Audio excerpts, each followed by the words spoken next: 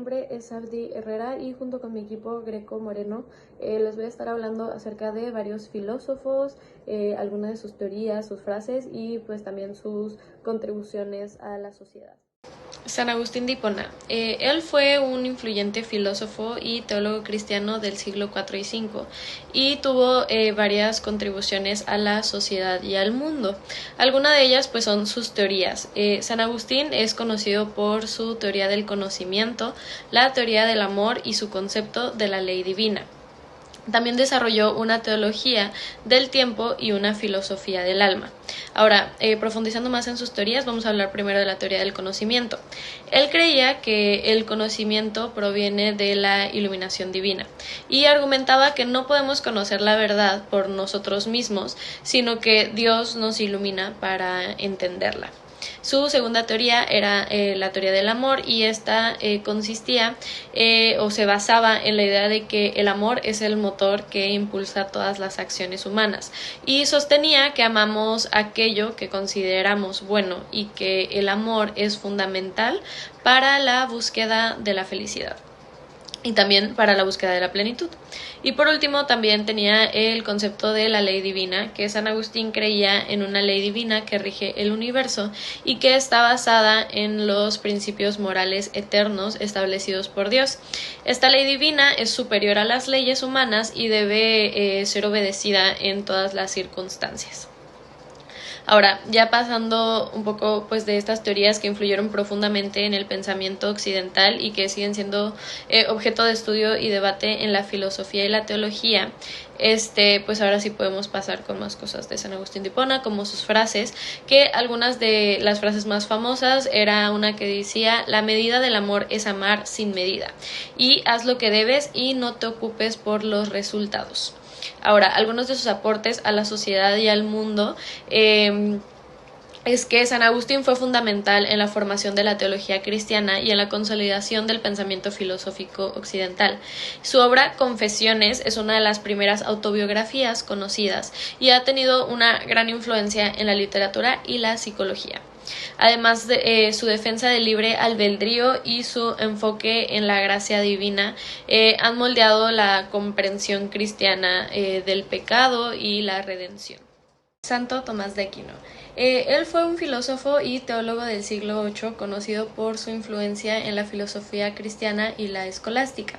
Algunas de sus teorías más destacadas incluyen la teoría de la ley natural, que argumentaba que existen principios universales de moralidad, que pueden ser conocidos mediante la razón y que son inherentes a la naturaleza humana. La teoría número 2 es la teoría de las 5 vías. Él propuso 5 argumentos para demostrar la existencia de Dios, basados en la observación del mundo natural y la razón. Y también pues alguna de sus frases célebres fue: entender es alegrarse. Y la gracia no destruye la naturaleza, sino que la perfecciona.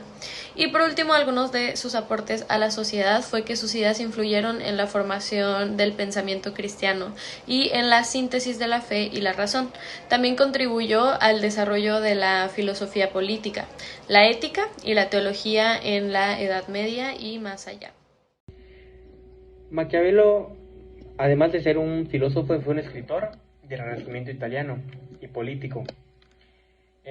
Este influyó de la manera decisiva en el pensamiento occidental.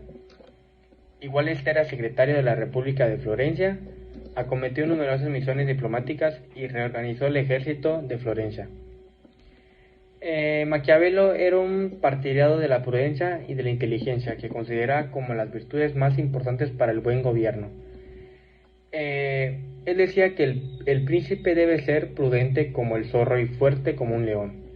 Es decir, que debía combinar la astucia y la fuerza para enfrentarse a las situaciones más difíciles que conllevaba el poder. Igual una de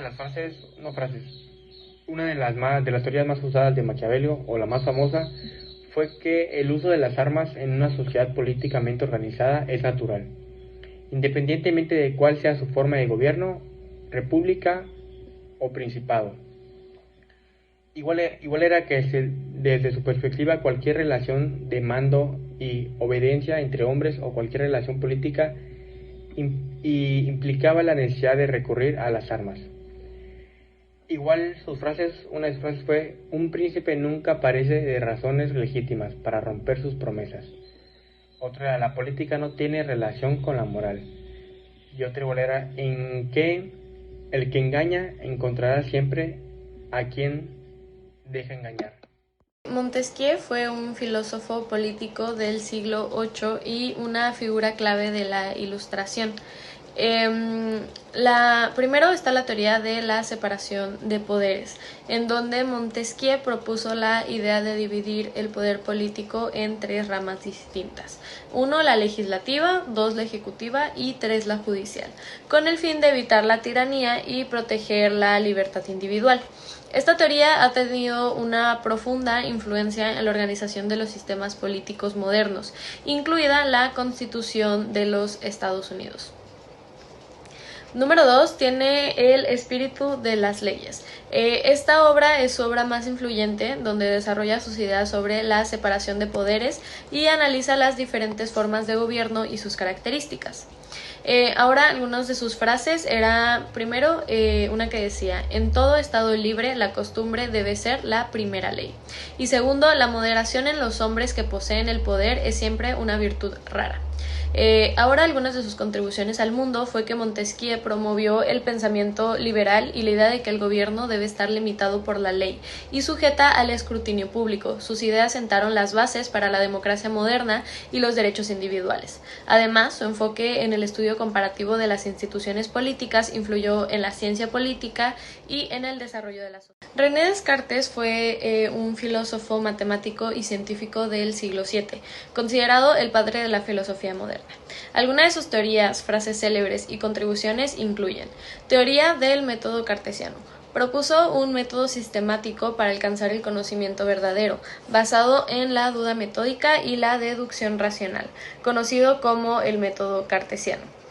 Después tiene una frase muy célebre que dice: pienso, luego existo. Esta famosa frase refleja su búsqueda de un fundamento seguro para el conocimiento, llegando a la conclusión de que la existencia del pensamiento implica la existencia del ser que piensa. También estaba el dualismo mente-cuerpo, en donde Descartes distinguió entre la mente y el cuerpo, argumentando que son entidades separadas pero interaccionan entre sí en el ser humano. También él tuvo varias contribuciones a las matemáticas y las ciencias, ya que desarrolló la geometría analítica, estableciendo la base para la geometría cartesiana, y formuló las leyes del movimiento en su obra Principios de Filosofía. También su enfoque en la razón y la duda metodológica ayudó a sentar las bases de la filosofía moderna y el pensamiento científico, influyendo en áreas como la epistemología, la ética y la teoría del conocimiento. John Locke. Él fue un filósofo inglés del siglo VII, considerado uno de los pensadores más influyentes de la Ilustración y precursor del liberalismo. Tuvo varias teorías. La primera fue la teoría del contrato social, en donde Locke desarrolló la idea de que el gobierno debe basarse en el consentimiento de los gobernados, estableciendo un contrato entre estos y las autoridades.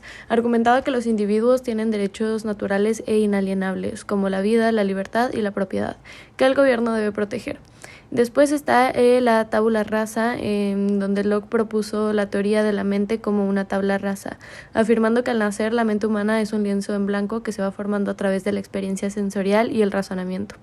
Algunas de sus frases célebres fue: en donde no hay ley, no hay libertad, y la educación comienza en la parvularia del Estado, pero nunca termina. Alguna de sus contribuciones a la sociedad fue que él influyó en el desarrollo del pensamiento político moderno, abogando por la democracia representativa, los derechos individuales y la separación de poderes. Sus ideas sobre la libertad, la propiedad y el gobierno ilimitado han tenido un impacto duradero en la filosofía política y en la formación de las democracias liberales occidentales. Jean Rousseau fue un filósofo suizo, y igual se le conocía como el filósofo salvaje. Esta fue una obra que elaboró y criticó el movimiento de la Ilustración. A esto se dedicó en sus años de filósofo. Aunque creía en el poder de la razón y la ciencia y las artes, Rousseau estaba convencido de una cultura floreciente ocultaba una sociedad llena de desigualdades e injusticias, ya que a él no le gustaban esas cosas. Rousseau Se postula en un estado de naturaleza pacífico. Niega que la vanidad o el amor propio sea natural en el hombre y sostiene que el hombre natural es temeroso y solitario. Es esencialmente pacífico porque sus pocas necesidades egoístas se manifiestan fácilmente. Igual Rousseau contribuyó notablemente a la transformación de las sociedades occidentales, instalando la figura del ciudadano honesto y el ascenso de las libertades, los derechos individuales y la razón como valores máximos entre los hombres para esa sociedad o esa época. Igual algunas de sus frases fueron: siempre es más valioso tener el respeto que la admiración de las personas. La única costumbre que hay que señalar a los niños es como no se sometan a ninguna. Igual otra era: la juventud es el momento de estudiar la sabiduría, la vejez es el momento de practicarla. Bueno, Immanuel Kant fue un filósofo puriciano de la Ilustración. Fue el primero y más importante, el representante del cristianismo y el precursor del idealismo alemán. Es considerado uno de los pensadores más influyentes de Europa moderna y de la filosofía universal. Este tenía bastantes teorías, por así decirlo, pero las más importantes fue la que si es algo o no un objeto de la razón pura práctica. Eso de la distinción y la posibilidad de querer la reacción por la cual, si tuvimos la facultad para ello, un cierto objeto sería realizado.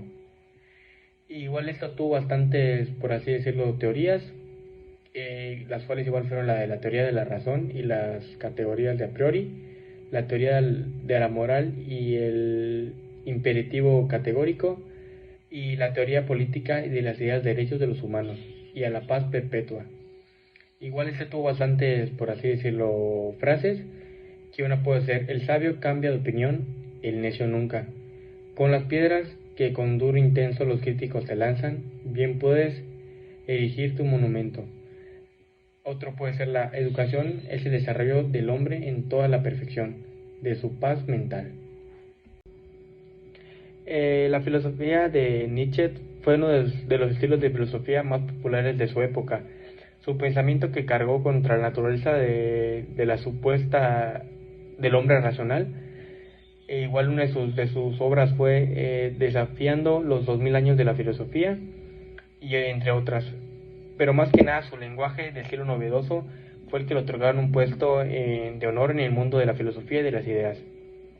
Una de sus filosofías más importantes fue la que se enfocaba en la necesidad de regresar el lenguaje, su capacidad de expresarse naturalmente y crear nuevos modos de relación entre seres humanos y la naturaleza. Igual tenía muchas frases célebres, como por ejemplo una que es: la esperanza es estimulante vital, muy superior a la suerte. Igual él tenía otra que decía: yo necesito compañeros, pero compañeros vivos, no muertos y cadáveres que tengas que llevar a cuestas por donde llevas. Otra sería: el amor siempre hay algo de locura, mas en la locura siempre hay algo de razón. Igual uno de los principales aportes de fue la desconstrucción de la cultura, la religión y la filosofía occidental. Esto fue un intento de cambiar su rumbo, pues consideraban que los caminos, por ejemplo, de la filosofía y de la religión estaban equivocados, y él los trató de cambiar.